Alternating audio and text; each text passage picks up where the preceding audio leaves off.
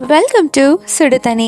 இன்னைக்கு நம்ம வீடியோவில் ரொம்பவே ஃபேமஸான ஒரு ஸ்வீட் ரெசிபி தான் பார்க்க போகிறோம். கலாக்கந்த் எப்படி பண்ணுறதுன்னு பார்க்கலாம். நம்ம இன்னைக்கு இதை பன்னீர்லாம் இல்லாமல் வெறும் பால் வச்சே பண்ண போகிறோம். ரொம்ப ஈஸியான ஒரு ரெசிபி. இதோட இன்க்ரீடியன்ஸை நான் டிஸ்கிரிப்ஷன் பாக்ஸில் கொடுக்குறேன். இப்போ வாங்க சேர்ந்து சமைக்கலாம். ஃபர்ஸ்ட் இதுக்கு நான் 1 லிட்டர் ஃபுல் ஃபேட் மில்க் எடுத்திருக்கேன். இதை ஒரு பாத்திரத்தில் சேர்த்துட்டு ஃபர்ஸ்ட் நல்லா காய்ச்சி எடுத்துக்கலாம். இந்த மாதிரி நல்லா காய்ச்சதுக்கு அப்புறமா ஒரு பேனில் சேர்த்துக்கோங்க. நல்லா திக் பாட்டம் உள்ள பேனாக சேர்த்துக்கோங்க. இப்போ இதில் 1/2 கப் சர்க்கரை சேர்த்துக்கலாம். சேர்த்துட்டு இது நல்லா மிக்ஸ் பண்ணிக்கலாம். சர்க்கரை நல்லா கரையிட்டும்.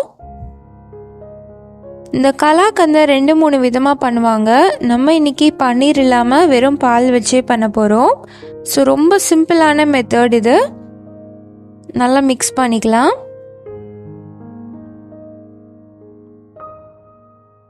இப்போ இது நல்லா மிக்ஸ் ஆனதுக்கு அப்புறமா இதில் 1 டேபிள் ஸ்பூன் வினிகர் சேர்த்துக்கிறேன். நீங்கள் வினிகரோ இல்லை லெமன் ஜூஸோ சேர்க்கலாம். ஆனால் லெமன் ஜூஸ் சேர்த்திங்கன்னா அந்த வாசம் கொஞ்சம் வரும். வினிகரில் அந்த பிரச்சனையே இருக்காது, கொஞ்சம் கூட வாசம் தெரியாது. சேர்த்துட்டு இதை நல்லா மிக்ஸ் பண்ணிக்கலாம். கொஞ்ச நேரத்தில் இது அப்படியே திரிஞ்சு வரும். இந்த மாதிரி மிக்ஸ் பண்ணிகிட்டே இருங்க. இப்போ பார்த்தீங்கன்னா மில்க் சாலிட்ஸ்லாம் தனியாக வரும், தண்ணி தனியாக வரும். இந்த மாதிரி நல்லா பிரிஞ்சிரும்.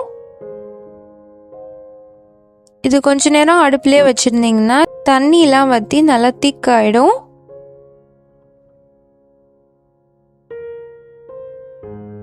இந்த மாதிரி நல்லா ட்ரை ஆனதுக்கப்புறமா இதில் நம்ம அடுத்த பொருள்லாம் சேர்க்கலாம்.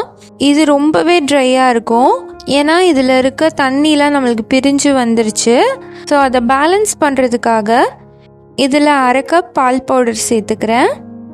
1/2 கப் பால் சேர்த்துக்கலாம். சேர்த்துட்டு இதை நல்லா மிக்ஸ் பண்ணி விட்டுடலாம். ஸோ இதுவே ஒரு கோவா மாதிரி நம்மளுக்கு கிடைக்கும்.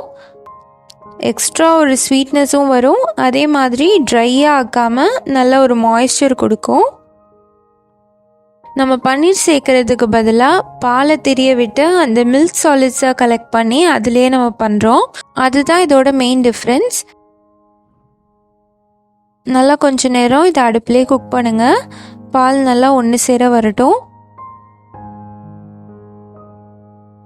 பார்த்தீங்கன்னா இது நல்லா ஒன்றா கலந்து வந்துருச்சு. இதில் 1/2 டீஸ்பூன் ஏலக்காய் தூள் சேர்த்துக்கலாம். சேர்த்துட்டு நல்லா மிக்ஸ் பண்ணிக்கோங்க.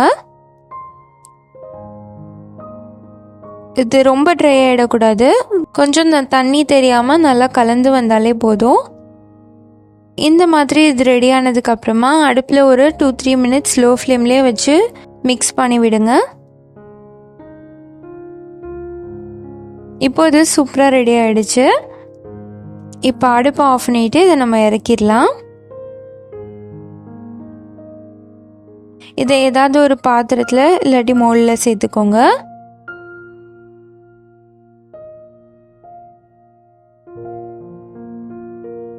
சேர்த்துட்டு நல்லா ஈவனாக ஸ்ப்ரெட் பண்ணி விட்டுக்கலாம். நல்லா அமுத்தி விட்டுக்கோங்க.